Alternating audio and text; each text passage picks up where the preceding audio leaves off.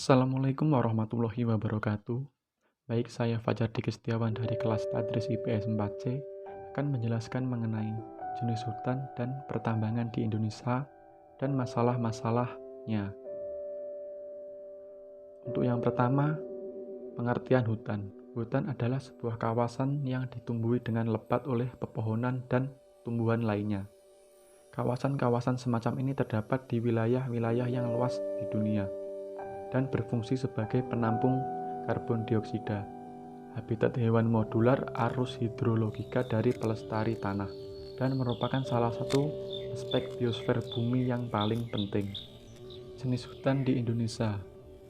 Hutan hujan tropis adalah bioma hutan yang selalu basah atau lembab yang dapat ditemui di wilayah sekitar Khatulistiwa.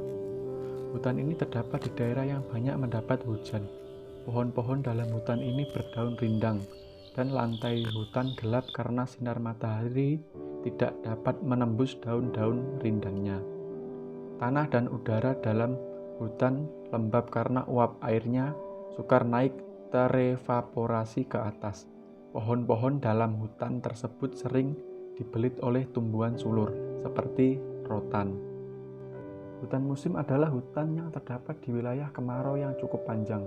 Hutan musim tumbuhnya cenderung bersifat homogen. Hutan ini terdapat di daerah yang dipengaruhi iklim musim. Selama musim kemarau, daun pohon-pohon di hutan musim ini banyak yang gugur sehingga meranggas. Sebaliknya, setelah musim penghujan, daun pohon-pohon hutan musim lebat kembali. Hutan musim sering juga disebut hutan homogen karena terdiri atas satu jenis tumbuhan saja. Selanjutnya adalah hutan bakau atau disebut juga hutan mangrove. Adalah hutan yang tumbuh di air payau. Biasanya terdapat di dataran rendah pantai yang banyak lumpurnya.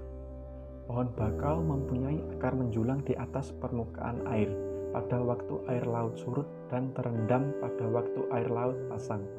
Akar pohon bakau dapat menahan abrasi atau kikisan ombak air laut. Yang terakhir yaitu hutan sabana atau stepa. Adalah padang rumput yang dipenuhi oleh semak atau perdu dan diselingi oleh beberapa jenis pohon yang tumbuh menyebar seperti palem dan akasia. Biasanya terdapat di daerah kurang hujan. Hutan ini banyak terdapat di daerah Nusa Tenggara dan dimanfaatkan sebagai lahan usaha peternakan sapi dan kuda.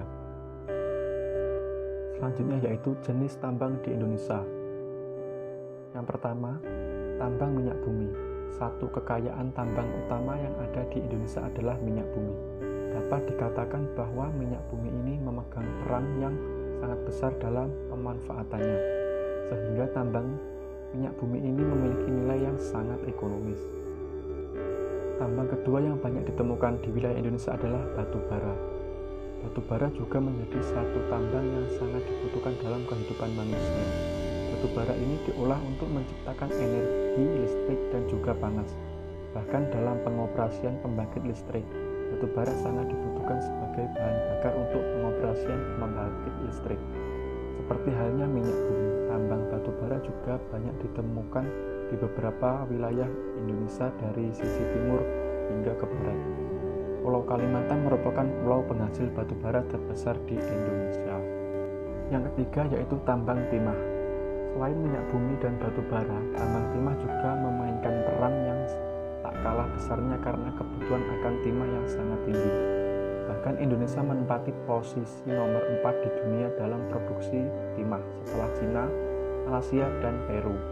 Pengelolaan timah ini dibutuhkan dalam produksi banyak barang yang dipakai manusia. Untuk wilayah tambang timah utama yang ada di Indonesia adalah Bangka Belitung, walaupun juga ada beberapa wilayah lainnya.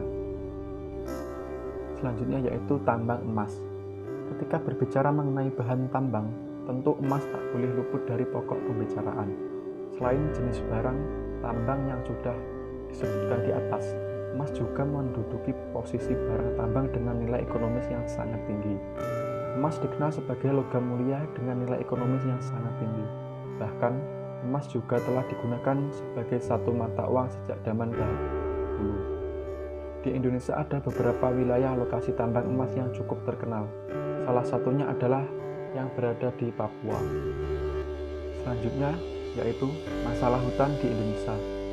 Yang pertama, penebangan hutan dalam skala besar masih terus terjadi di Indonesia. Salah satu penyebab penebangan hutan yang terus terjadi adalah karena lahan hutan yang berubah fungsi, salah satunya untuk memenuhi kebutuhan perkebunan. Yang kedua, ekonomi Indonesia yang masih sangat tergantung pada sumber alam. Kekayaan alam, hutan atau tambang masih menjadi pilar penyokong utama pemasukan di Indonesia.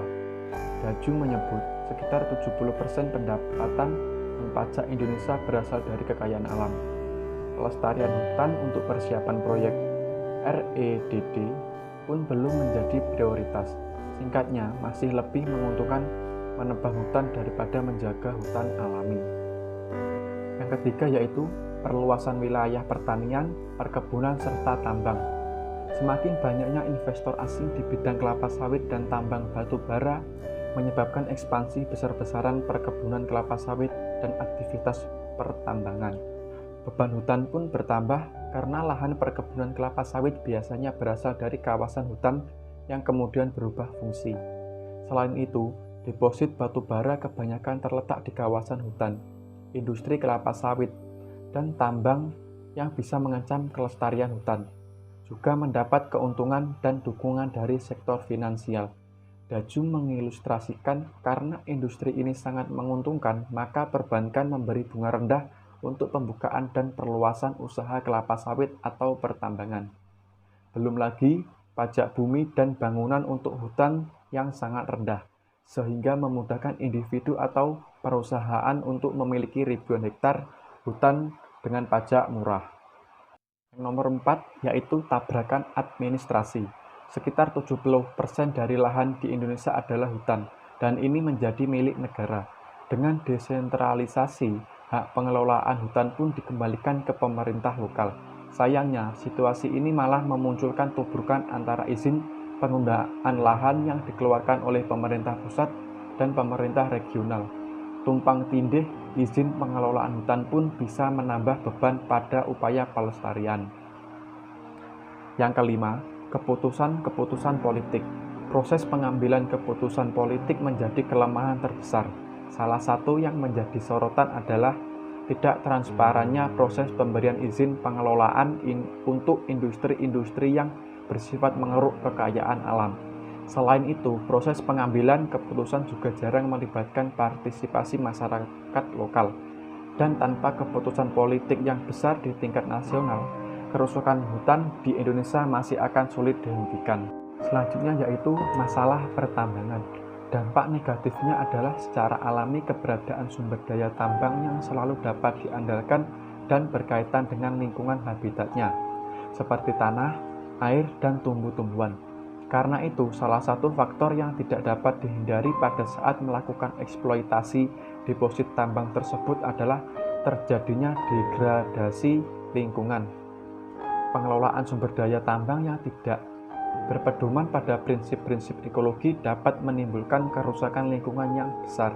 Apabila menggunakan daya dukung, daya tampung, dan ambang batas terpulihkan, akan berakibat pada kerusakan lingkungan permanen.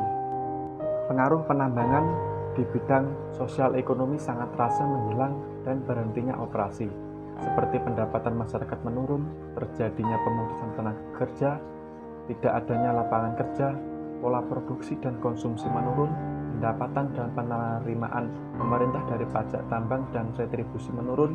Dampak lanjutannya yaitu melaporkan etnisitas, konflik budaya, konflik tanah, kemiskinan dan pengangguran, negatif terhadap perusahaan, kualitas hidup, dan partisipasi wanita. Menurut Nur, permasalahan yang kerap kali terjadi pada eksplorasi dan eksploitasi sumber daya mineral adalah penurunan kualitas lingkungan seperti pencemaran tanah, polusi udara, dan hidrologi air. Beberapa contoh lokasi tambang yang telah mengalami penurunan kualitas lingkungan antara lain tambang timah di Pulau Bangka, tambang batu bara di Kalimantan Timur, tambang emas di Sumbawa Barat, tambang nikel di Sulawesi, dan tambang tembaga di Papua. Pembukaan lapisan tanah yang subur pada saat penambangan dapat mengakibatkan daerah yang semula subur menjadi daerah yang tandus. Diperlukan waktu lama untuk mengembalikan tanah tandus menjadi subur kembali. Lubang-lubang bekas penambangan mengganggu pemandangan, flora dan fauna tidak lagi dapat memanfaatkan lahan tersebut, dan genangan air yang terdapat pada lubang tersebut menimbulkan penyakit baru. Polusi dan degradasi lingkungan terjadi pada semua tahap dalam aktivitas pertambangan. Tahap tersebut dimulai pada tahap processing mineral dan semua aktivitas yang menyertai menggunakan peralatan survei, bahan peledak, alat-alat berat, limbah padat yang tidak dibutuhkan. Aktivitas penambangan yang tidak memperhatikan lingkungan dapat menyebabkan pengusapan lapisan atas tanah. Terkupasnya lapisan atas menyebabkan bahaya erosi dan tanah longsor semakin meningkat. Selain itu, penambangan menyebabkan rusaknya struktur tanah, tekstur, dan porositas sebagai karakter fisik tanah yang penting bagi pertumbuhan tanaman. Tambahan lagi, kondisi tanah yang memadat karena penggalian, ditimpa alat-alat berat, dan sebagainya menyebabkan buruknya sistem tata udara dan peredaran udara di dalam tanah. Akibatnya, tanah semakin gersang karena tanaman sulit berkembang. Rusaknya struktur dan tekstur juga menyebabkan tanah tidak mampu menyimpan dan meresap air pada musim hujan, sehingga aliran air permukaan menjadi tinggi, malah tanah menjadi padat dan keras pada musim kering sehingga sangat berat untuk diolah. Kerusakan lingkungan akibat penambangan batu bara diakibatkan oleh teknik penambangan open pit mining, yaitu dengan menghilangkan vegetasi penutup tanah dan mengupas lapisan atas tanah yang relatif subur. Teknik penambangan terbuka ini biasanya digunakan ketika cadangan batu bara relatif dekat dengan permukaan tanah, dan biasa dipakai oleh perusahaan yang relatif bermodal kecil, dengan teknologi rendah dan tidak ramah lingkungan. Teknik ini merusak alam karena perubahan sifat tanah melengkapi bahan lapisan induk yang berproduktivitas rendah menjadi lahan masam dan garam yang meracuni tanaman dan pelaksanaan erosi serta sedimentasi. Pada lahan pasca tambang batu bara hingga beberapa tahun ke depan, sekitar 10 tahun, hampir semua jenis tanaman tidak bisa tumbuh. Sedangkan tanah tiling bekas tambang menyebabkan terhambatnya pertumbuhan tanaman. Hal ini menunjukkan bahwa tiling bukan media yang baik untuk pertumbuhan tanaman. Tiling adalah sisa batu alam yang digiling halus hasil pengolahan biji mineral. Menurut Salim, dampak negatif dari pembangunan bidang pertambangan adalah: yang pertama, kehancuran lingkungan hidup; yang kedua, penderitaan masyarakat adat; yang ketiga, menurunnya kualitas hidup penduduk lokal; yang keempat, meningkatnya kekerasan terhadap perempuan; yang kelima, kehancuran ekologi pulau-pulau; dan yang keenam, terjadi konflik HAM pada kuasa pertambangan. Sekian video presentasi dari saya, kurang lebihnya saya mohon maaf. Wassalamualaikum warahmatullahi wabarakatuh.